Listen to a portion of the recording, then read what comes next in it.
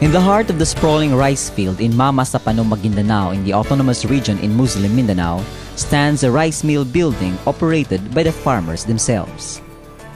The establishment of this rice mill facility brought much relief to rice farmers in this town, where lack of the said post-harvest facility limits their capacity to produce quality rice. Kagina niya hanggang gulan na niyabo ang rice mill din siya masla saripagwak to isulan. Na per saksi suki na sa kasako bananggitan sa saripagwak na 20 pesos. May kaisulan na 40 pesos.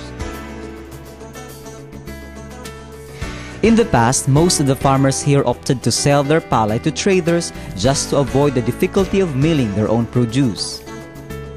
To address the need for a better post-harvest facility, Benjamin Abdul Mauti, the chairman of Mamagayon Farmers Association, along with the other members, sought the assistance of the local agriculture office, which in turn endorsed their proposal to be part of MRDP's CFAD component.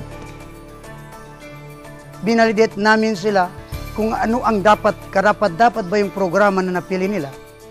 Bali, nang mapunta namin itong area sa Barangay Manungkaling, na isa pala itong napakalawak na area, irrigated area.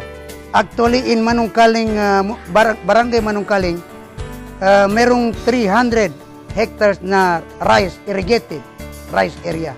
Kaya nga, nang masabi nila yun na kailangan nilang rice mill, inassist naman namin, in-evaluate namin na talagang walang rice mill dito na masustain yung kinakailangan nila sa mga bigas na para hindi na sila maghirapan. Kaya ito na ang maging nasabi namin na kung yan ang kailangan ninyo, dapat din yan na maitulong sa inyo para naman mabawasan yung mga gastos ninyo para sa pamilya.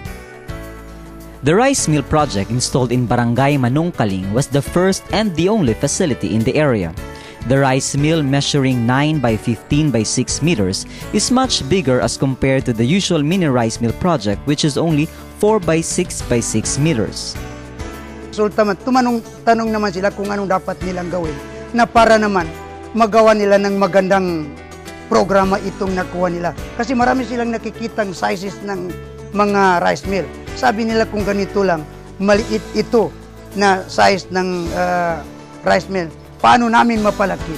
Bali, in-advise ko sa kanila na kung ganito, gawa ninyo ng program proposal na maganda, ipakita natin sa BLGO at saka MLGO kung paano ninyo mapalaki ito. Since the 550,000 funding is just enough for the purchase of milling facility and construction of a small building, the association sourced out funds from the local government unit to defray other expenses. Kagina sa maya na marakal panikulan sa building namin. Kapya pinto na dala po, ito mga landing siya. Ugero, pa makakamitar nila ikuha na namin. Masuk ko na. Siya na pong bakuha nila ang katalo sa Damapasarwan. Now that the rice mill facility was installed, Benjamin said the difficulty in bringing their palay to distant places is no longer a problem. Masalayin niya ang nakadabang sa kanulangon sa kami membro do sa mga farmers. Kaya na masalay diferensya no pagkabayar namin sa unami paninggitin sa saripagwak ndo isulan. The accessibility of the milling facility has eliminated their transportation expenses and helped in increasing their incomes. Milling cost for MFA members is 1 peso a kilo, while non-members is charged 1 peso and 50 centavos. Today, farmers have better option as to where they're going to sell their produce. They also sell milled rice to their cooperative or to other rice retailers that offers better buying price.